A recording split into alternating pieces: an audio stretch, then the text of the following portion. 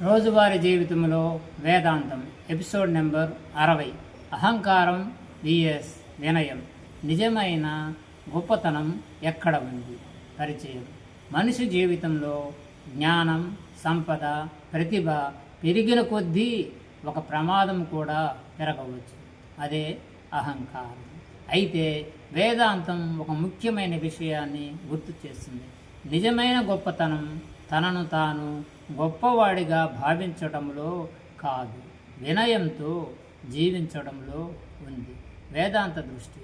వేదాంతం ప్రకారం అహంకారం అంటే నేను అన్నీ చేశాను అనే భావన. వినయం అంటే నేను ఇంకా నేర్చుకుంటూనే ఉన్నాను అనే అవగాహన. వినయం ఉన్న వ్యక్తి ఇతరుల మాటను శ్రద్ధగా వింటాడు, తన తప్పులను అంగీకరిస్తాడు, విజయాన్ని పంచుకుంటాడు, అందరినీ గౌరవంగా చూస్తాడు.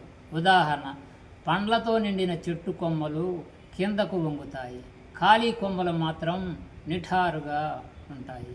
అలాగే నిజమైన జ్ఞానం పెరిగిన కొద్దీ వినయం కూడా పెరుగుతుంది. రోజువారీ జీవితంలో ఎవరైనా మీ అభిప్రాయానికి భిన్నంగా మాట్లాడితే వెంటనే తిరస్కరించకుండా ఇలా ఆలోచించండి: ఈ వ్యక్తి నుంచి నేర్చుకోవాల్సిన విషయం ఏదైనా ఉందా?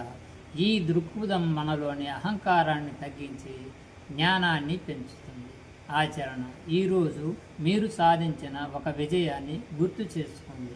ఆ విజయానికి కారణమైన కనీసం 3 వ్యక్తులు లేదా పరిస్థితులను గుర్తించి మనస్ఫూర్తిగా కృతజ్ఞత చెప్పండి. ముఖ్య సందేశం: అహంకారం మనల్ని ఇతరుల నుంచి దూరం చేస్తుంది. వినయం మనల్ని జ్ఞానానికి, మంచి సంబంధాలకు, అంతరంగ శాంతికి దగ్గర చేస్తుంది. ముగింపు.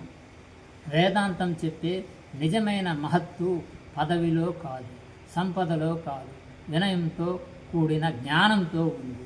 వినయం ఉన్న హృదయం ఎప్పుడు నేర్చుకుంటుంది,